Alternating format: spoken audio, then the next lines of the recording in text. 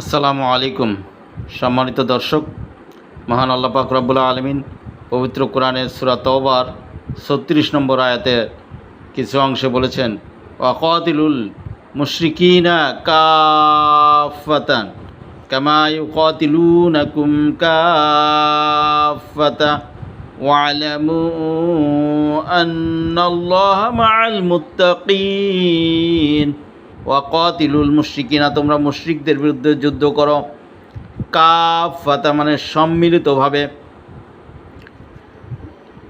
কামা যেমনভাবে তারাও তোমাদের বিরুদ্ধে যুদ্ধ করে সম্মিলিতভাবে, ওয়া'লামু আর জেনে রাখো, আন্নাল্লাহা মা'আল মুত্তাকিন, আল্লাহ মুত্তাকিনদের সাথে রয়েছেন, যারা আল্লাহকে ভয় করে তাদের সাথে রয়েছেন।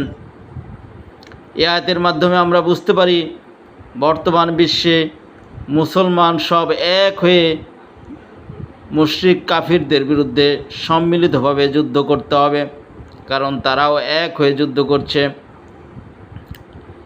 আজ আমরা ফিলিস্তিন, ইরান, সিরিয়া, আফগানিস্তান সহ বিভিন্ন দেশে এক এক করে, পাকিস্তান এক এক করে সব দেশকে তারা ধ্বংস করার ষড়যন্ত্র করছে। এই ক্ষেত্রে আমরা যদি সব দেশ এক হয়ে যুদ্ধ করি তাহলে অবশ্যই মুশরিকরা ভয় পেয়ে পিছু হটে যাবে এবং তারা পরাজিত হবে। আল্লাহ আমাদের সাথে রয়েছেন।